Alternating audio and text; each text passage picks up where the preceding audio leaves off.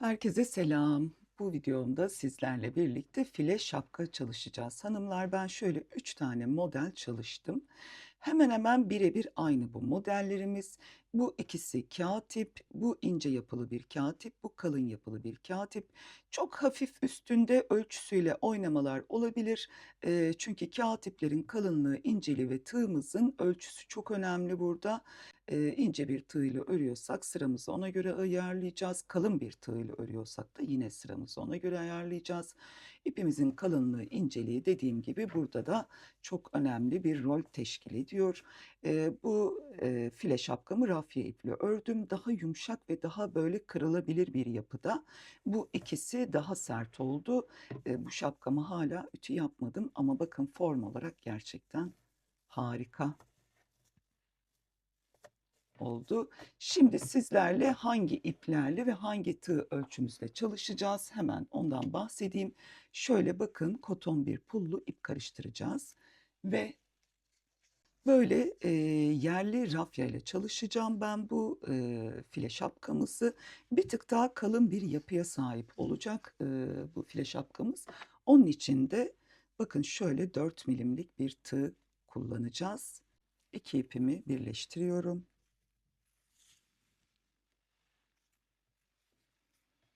Hemen şu şekilde sihirli halka yapacağız.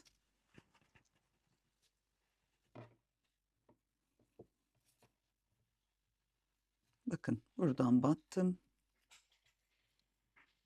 ve buraya bir kilit yaptım. Parmağımdan çıkartıyorum. 2 yani birinci kilidimi de sayıyorum. Sihirli halkayla başladık. 3 ve 4. Hemen başına doladım ve bir ikili trabzan yapıyorum. Araya bir zincir çekiyorum. Başına doladım. İkinci ikili trabzanımı yapıyorum. Başına doladım. Üçüncü ikili trabzanımı yapıyorum. Şimdi 10 tane yani toplamda bu 3 zincirimizle birlikte 10 tane halkamızın içine ikili trabzan yapalım. Tabii aralara muhakkak bir tane zincir yapıyoruz. Evet, 10 tane ikili trabzanımı yaptım ben. Burada şunu söylemek istiyorum. Eğer sizin ipiniz ince ise 12 tane yapabilirsiniz. Bu ikili trabzanlarımızı benim ipim kalın olduğu için ben 10 tane yapmayı tercih ettim. Bakın şöyle araya bir zincir ve tabii ki bu alanı da çekebildiğimiz kadar çekiyoruz. Bakın şöyle bir kaydırma yaptım. İlk yapmış olduğum 4 tane zincirin içine bir kaydırma yaptım hanımlar. Bakın şu şekilde birleştirdik. Şimdi 1, 2, 3. İlk birleştirmemle beraber 4 oldu.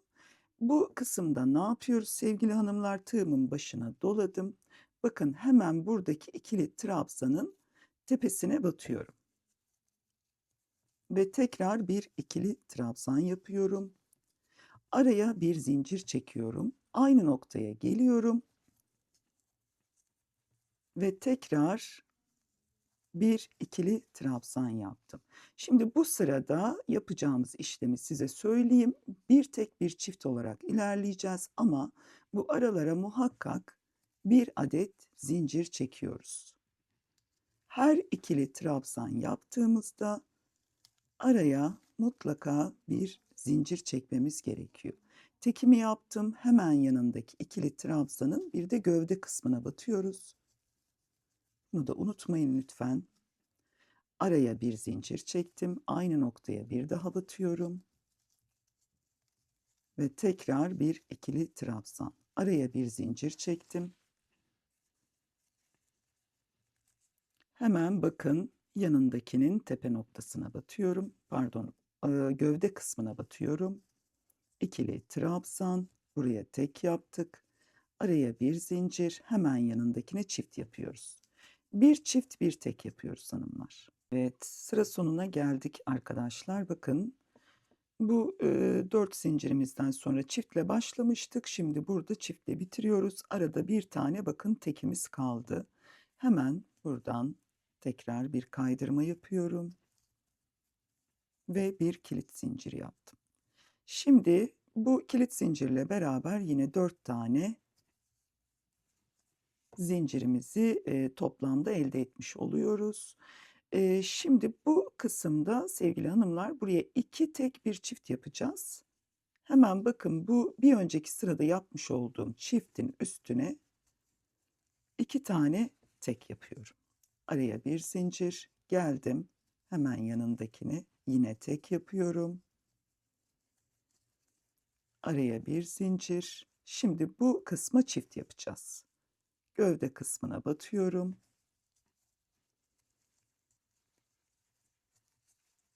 Araya bir zincir.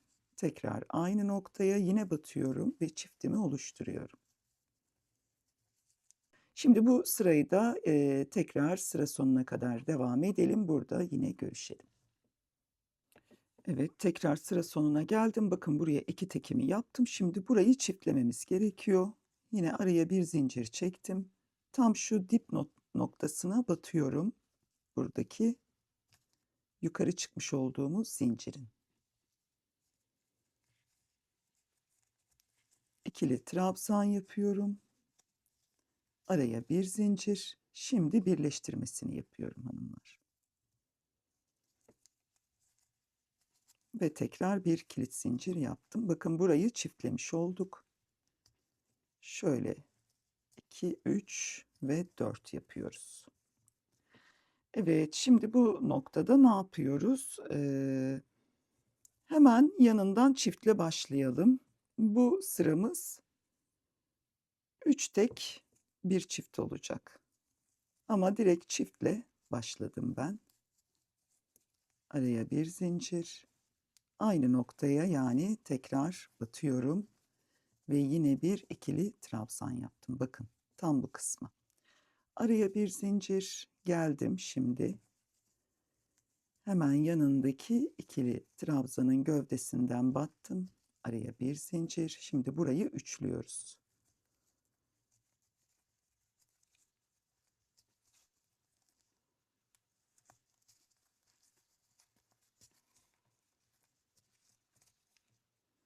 Şimdi burayı üçlediğimize göre tam bu kısma tekrar bir çift yapıyoruz hanımlar. Araya bir zincir. Aynı noktaya bir daha batıyorum.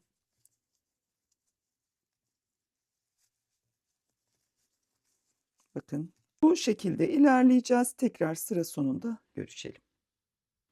Evet, tekrar sıra sonuna geldik. Bakın buraya çift yapmışım.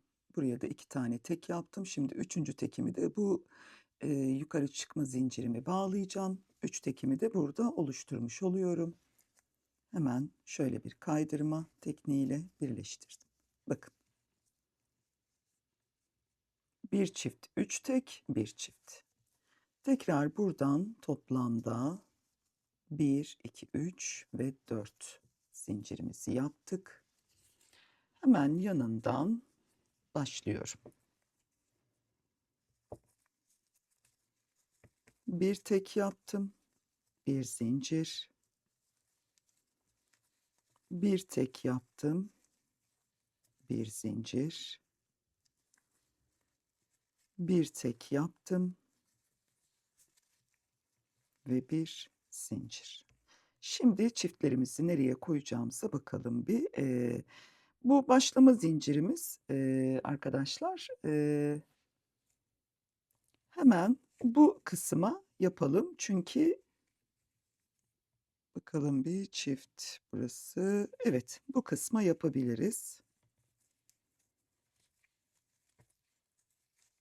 Yani burada yukarı çıkma zincirimizi de bir kabul edeceğiz. 3 oldu burası. Aslında bu sıramızın ismi 4 tek bir çift.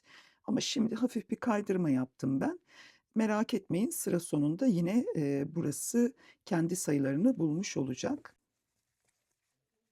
Şu an alttaki ikili bakın çiftimin üstüne batıyorum.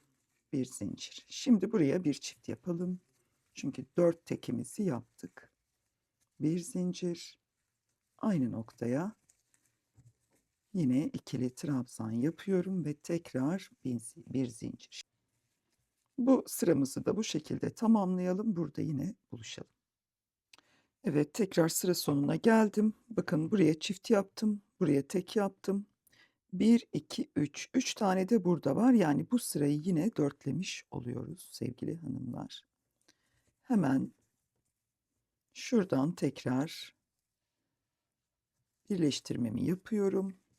Yine aralara birer zincir çekerek tabii ki. Onu asla atlamıyoruz. Şöyle 4 etti. Bir tık böyle içeri doğru kıvrılabilir, sıkıntı yok. Zaten istediğimiz ölçüye geldikten sonra bir ütü yapacağız. Ütü bu kısmı birazcık daha açacak. Buharlı bir ütü de yapabiliriz. Hem kağıt ipte hem rafya ipte. Ama bu pullara dikkat edelim. Eğer yanıyorsa bir tülbent yardımıyla da ütü yapabiliriz sevgili hanımlar. Şimdi geldik tekrar hemen bakın başına doladım. Bu kaçıncı sıramız? 5 tek bir çift sıramız. Hemen bakın şu ilk gelenden ikili trabzanımı yaptım. Araya yine bir zincir. Hemen yanından tekrar bir ikili trabzan, araya bir zincir. Hemen yanındakinden bir ikili trabzan, araya bir zincir ve tekrar şu şekilde 1, 2, 3, 4 araya bir zincir. Şimdi bu kısma burası toplamda 5 mi oluyor? Evet. Yani burada bir önceki sıraya çift yapacağız. O şekilde denk gelecek. Şimdi buraya bir çift yapalım. Çiftlerin arasına da bir zincir yapıyoruz hanımlar. Şu şekilde aynı noktaya bir daha batıyorum. Evet. Yine bir zincir ve buradan tekrar 5 tek olarak ilerleyip sonra yine bir çift yapacağız. Bakın. Bu sıramızın ismi de 5 tek bir çift olacak. Burayı da komple örelim. Yine burada görüşelim. Evet arkadaşlar sıra sonuna geldim. Hatta şu şekilde ben birleştirmesini de yaptım. Buradaki sayılarımız da bakın tam tutuyor. Burası zaten çift. Şurada 2, 4, 5 tane olacaktı ve tekrar çift olacaktı. Yine burayı da birebir tutturduk. Ben şimdi bu kısımda ütü yaptım. Çünkü tam ölçüsünü öğrenmek istiyorum. Hemen bir ölçü vereyim size. Şöyle bir bakalım. Kaç santim olmuş? 15,5 santim olmuş. Şimdi biz bir sıra daha arttırma yapalım. Burada tekrar bir arttırma yapacağız. Bakın bir kilit zinciri yaptım. Onu da sayıyorum. 2, 3, 4. Bir ikili trabzanımı yaptım. Araya bir zincir. Evet, şimdi burada yani ikinci ikili trabzanımı çift yapacağım. Araya bir zincir. Aynı noktaya bakın. Tekrar batıyorum. Şu şekilde yine bir zincir. Buradan itibaren sayacağız arkadaşlar. Şimdi 6 tane tek yapacağız bu çiftimizin yanından. 6 tane tek yaptıktan sonra bakın bu kısımların tam ortasına denk gelecek. Yani biraz çiftlerimizi birbirinden uzaklaştırmış olacağız. Bu da bu tepe noktasına hoş bir görüntü sağlayacak. Şimdi bu çiftimi yaptıktan sonra hemen yanından 6 tane sayarak tek yapıyorum. Ve bu kısımda da 6 oluyor.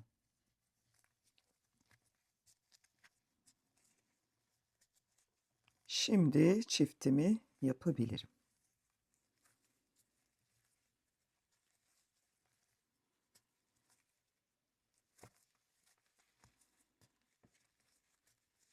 Evet. Bu çiftimizin yanından 6 tek yapacağız. Tekrar bir çift yapacağız. Sonra yine 6 tek, sonra tekrar bir çift. Sonra bu kısımda tekrar görüşelim. Evet, tekrar sıra sonunda birleştirmemi yaptım. Ben bakın bu kısımdan birleştirdim. Zaten bu ikisini atlayıp üçüncüye çift yapmıştık. Şimdi burada elimizde kalan kaç sayı var? Sıra sonlarını gösteriyorum ki hani sizde de eksik olmasın diye. Buraya çift yapmışım. 2, 4 ve toplamda yine 6 tane ilmeğimiz arada oldu. Evet, şimdi bu kısma geldik. Bu kısımda arkadaşlar 3 tane zincir çekiyorum. Bakın dördüncü yok. Başına doladım. Bakın hemen yanındaki gelen ikili trabzanın gövdesinden battım. Araya bir zincir. Tekrar diğer trabzanımın gövdesinden batıyorum. Yine araya bir zincir. Artık arttırma yapmıyoruz. Sevgili hanımlar, hatta size son bir ölçüde vereyim ben. Daha fazla örmeden bir bakalım şimdi. Bu kısımlarımız ister istemez çukurlaşmaya başladı. Hemen bakalım şu uçtan şu arttırma yapmadığımız yere geldiğimizde şöyle düzelterek gidiyorum. Bakalım 18 santim. 18 santim de bizim için yeterli bir ölçü. Çünkü iplerimiz çok esnemiyor. Esnemediği için de bu tepe noktasını normal koton iplerden daha büyük yapmamız gerekiyor. Koton ipler çünkü esneyebiliyor. Yıkandıkça hatta daha da çok esniyor. Koton iplerde 16 santim gibi bir ölçüsü var bu tepe noktasının. Ama böyle esnemeyen iplerde de 18 santim yapmamız gerekiyor bir yetişkin için. Çocuk için yapacaksanız da bu modeli bu iple, kağıt iple veya rafya iple çalıştığınızda 16 santimde bırakın lütfen. Yani şu sırayı son arttırmamızı yapmasanız bile olur. Şimdi buradan direkt kafes örerek artık şapkamızın baş çevresini yapıyoruz. Tepe noktasını tamamladık.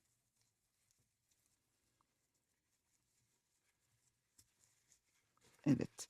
Şimdi buradan size bir ölçü vermek istiyorum. Bakın hiç arttırmasız direkt gelen ikili trabzanları bir zincir çekerek bu şekilde devam edeceğiz. Tekrar bir yukarı çıkacağız. Sonra yine aynı şekilde tekrar edeceğiz. Kaç sıra yapıyoruz? Hemen bu kağıt tip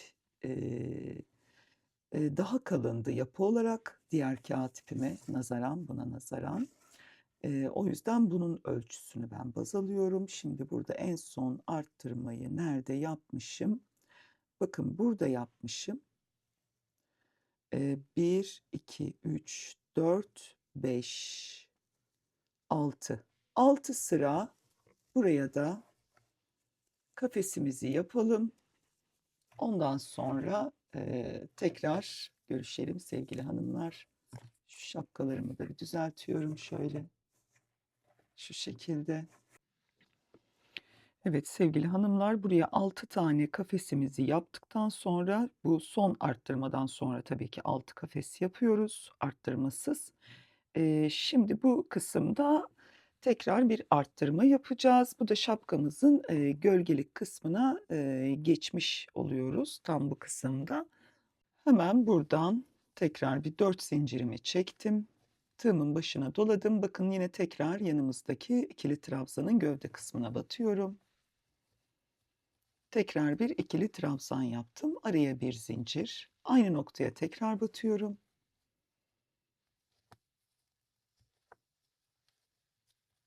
Tekrar araya bir zincir. Şimdi hemen yanındaki ikili trabzana geçiyorum.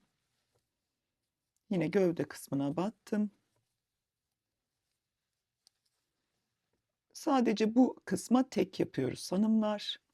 Araya bir zincir, hemen yanındakine çift yapacağız.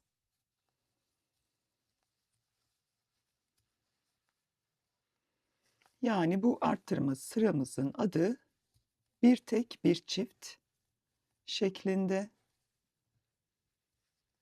Hemen yanındaki trabzana tekrar batıyorum.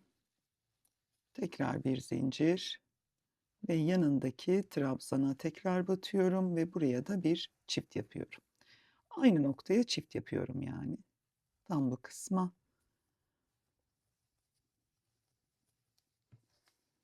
Bakın şu şekilde arttırmamızı yapıyoruz. Bir çift bir tek, bir çift bir tek yaparak tekrar bu noktada görüşelim. Evet, sıra sonuna geldim tekrar. Bakın arada bir tane tekli trabzanım var. Hemen onun içine de 2 tane ikili trabzanımı yapacağım. Ve yine arada bir tane tek trabzanım kalmış oluyor. Pardon, buraya araya zincir çekmeyi unuttum.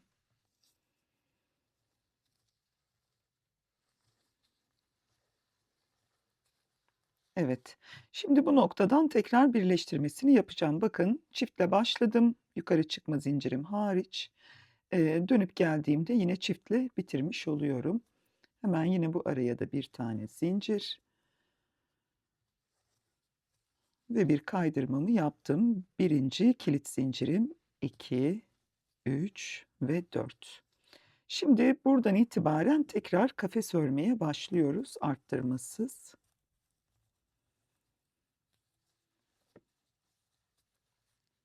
Yine aralara birer tane zincir geçiyoruz. Onu çok sık söyledim biliyorum ama ben bile örerken unutuyorum hanımlar. O yüzden sık sık hatırlatma gereği duydum. Mesela buradan başlayıp buraya kadar gelmişim ama burada daralma olmuş. Anlıyorum ki orada araya o zincirimi yapmadığımı. Onun için de sık sık size de hatırlatıyorum ki sonrasında sökmek durumunda kalmayın diye. Çünkü anında daralmaya başlıyor şapkamız. Bir tık da elimizi böyle gevşek tutalım. Çünkü gölgelik kısmını örüyoruz. Biraz salaş olmasında fayda var. Evet, bakın. Bütün bu alttaki trabzanların üstüne birer tane trabzan yapıyorum. Bu sırayı da komple dönüp gelelim, burada buluşalım. Evet, tekrar sıra sonuna geldik. Hemen yine bir birleştirmemizi yapıyoruz. Evet. Şimdi bu sırada tekrar bir arttırma yapmak istiyorum ben. Ama çok az bir arttırma yapacağız. Hemen kilit zincir haricinde 3 tane daha zincir çekip dörtlüyorum. Yanındakine battım. Araya bir zincir. Tekrar yanındakine battım. Yine araya bir zincir. Kaç etti burası? 3 etti. Şimdi tekrar batıyorum.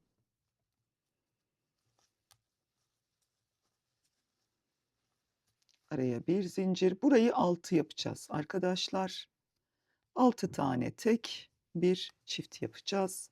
Çok hafif, dediğim gibi bir arttırma yapacağız bu sıramızda.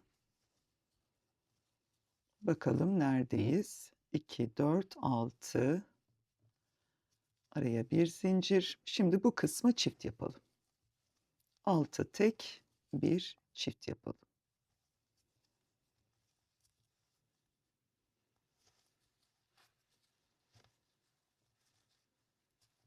Evet. Şimdi yanından tekrardan 6 tane tek yapacağız. Sonra yine bir çiftimizi yapacağız. Tekrar geldik sıramızın sonuna. Burada tabii sayılar birbirini tutmadı hanımlar. Burada biliyorsunuz başlarken 2, 4, 6 ile başladık. Sonra çift yaptık. Burada da çiftimiz buraya denk geldi. Bu kısımda şöyle bu başlamış olduğumuz noktaya bir çift yapacağım ben. Yani ilk yukarı çıkmış olduğum zincirin dibine batıyorum. Ve bu kısma bir çift daha yapacağım. Şu şekilde hemen diğer zincirimle de birleştirdim. 2, 3 ve 4.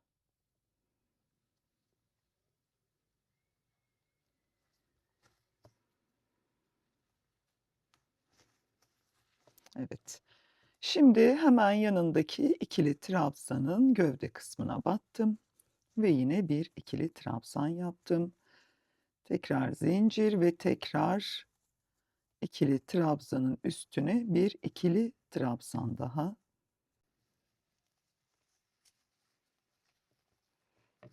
Tekrar bu noktada görüşelim. Evet, tekrar sıra sonuna geldik. Hemen şu son kafesimi de yapıyorum.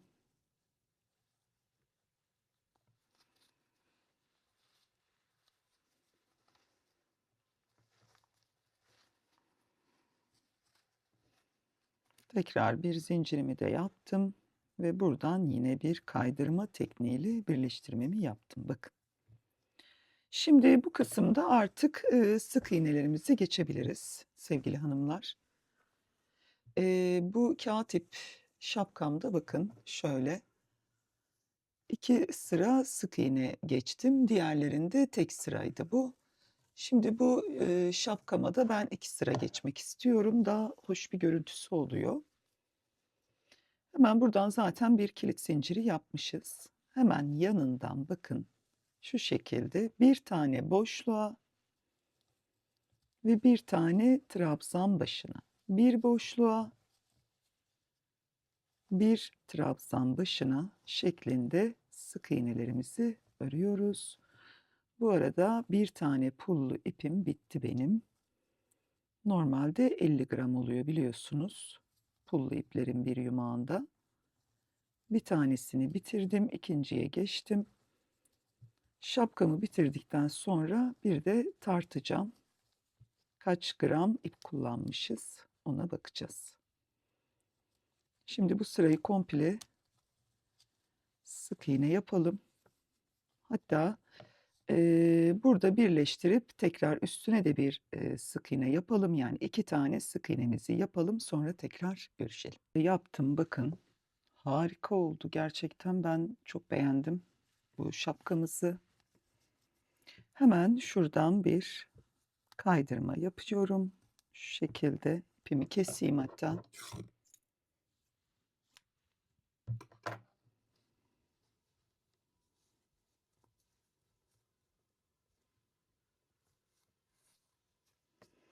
Şöyle yapalım. Buradaki pullar takılıyor çünkü.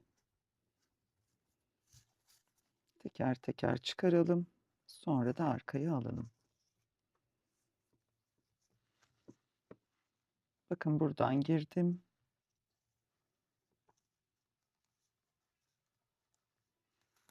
Bu taraftan çıkarıyorum. Şimdi bir tık ince bir tığ alacağım. Şöyle 3 numara.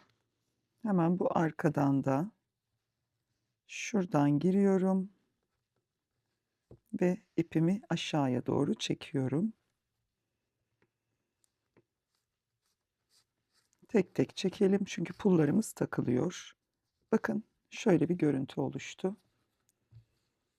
Buradan da yedirelim birkaç sıra ki atma yapmasın sonrasında kullandıkça çıkmasın yani.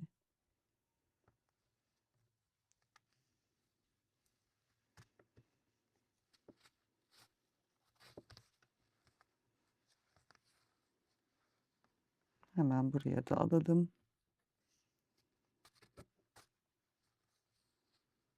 Ve tekrar buraya.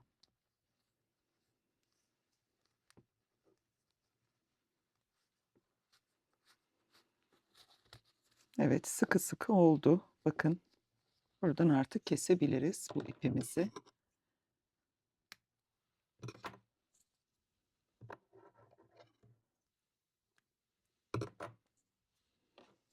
Evet, şöyle göstereyim.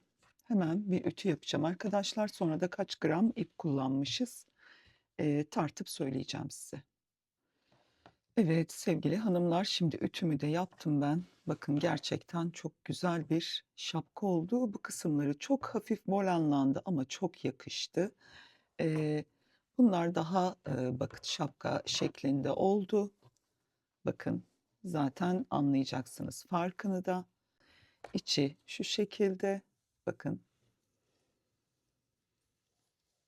Bu iplere çok yakıştı. Pullu ip ve yerli rafya iple ördük. Hatta şöyle tutup size bir ölçü vermek istiyorum. Herkesin ölçüsü farklı olacaktır ama ben yine de bu şapkamızın ölçüsünü size vereyim. Tam bu tepe noktasından bakın şöyle tutuyorum.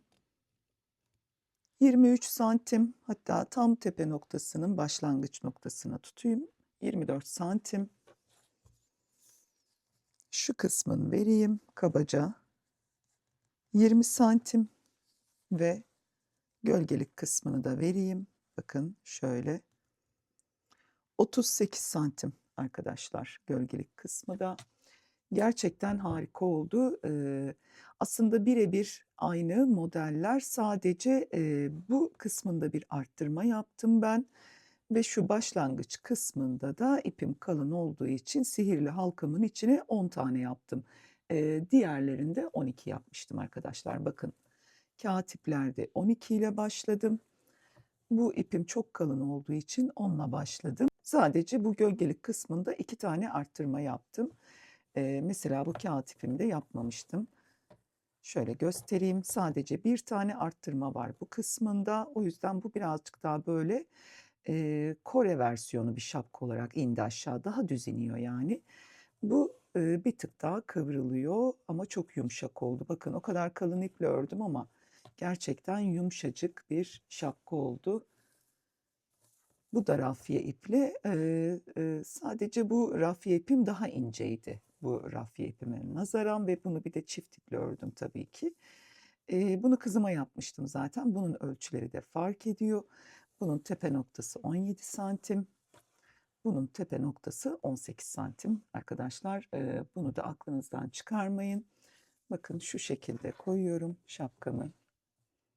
Birazcık da düzelterek şöyle.